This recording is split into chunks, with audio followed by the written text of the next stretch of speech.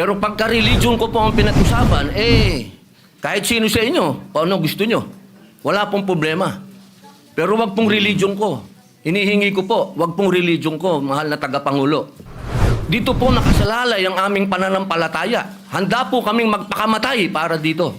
Sana po wag pong gamitin ito para siraan ako. Dahil sinasabi ko po, mahal na tagapangulo, kung gusto nyo ako mag-resign, ngayon na, kung gusto ninyo. Wag nyo akong siraan. Yes, Senator Padilla, you're recognized. Maraming salamat po, Ginoong Pangulo. Nais ko lamang pong kunin ang pagkakataon nito bilang parlamentaryong pagsisiyasat po. Sana ganap po di ito sapagkat, Ginoong Pangulo, ako po'y naguguluhan. Sapagkat dito pong nakaraang Huwebes, meron pong naglabas na isang journalist ito, isang istasyon, na sinasabi na ako daw po ay nagngat-ngat dito sa loob ng Senado. Ito po ay Ano po yung... middle finger po. Habang tayo daw po ay nagsasagawa ng lupang hinirang, nagpa-flag ceremony, ako daw po ay nagngat-ngat. At ito po ay naging malaking issue.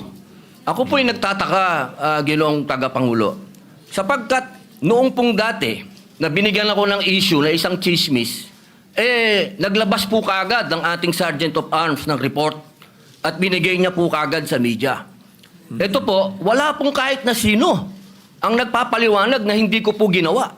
Ang tanong ko po, meron po ba tayong tinititigan sa tinitingnan dito? Kasi napakabigat po ng akusasyon na ito sa harapan po ng ating bandila. Ako po yung magngangat-ngat. At gusto ko pong ipaalam sa ating mga kasama, kung politika lang, handa po ako mag-resign. Pero pagka-religion ko po ang pinag-usapan, kahit sino sa inyo, kung ano gusto nyo, wala pong problema. Pero wag pong religion ko. Hinihingi ko po, wag pong religion ko, mahal na tagapangulo. Dahil ito po'y malaking kabastusan sa amin. Ito po, ang sinisip na ko po, ito po'y nag-iisang Diyos. Dito po nakasalalay ang aming pananampalataya. Handa po kaming magpakamatay para dito. Sana po wag pong gamitin ito para siraan ako. Dahil sinasabi ko po, mahal na tagapangulo, kung gusto nyo ako mag-resign, ngayon na, kung gusto ninyo. Wag nyo akong siraan.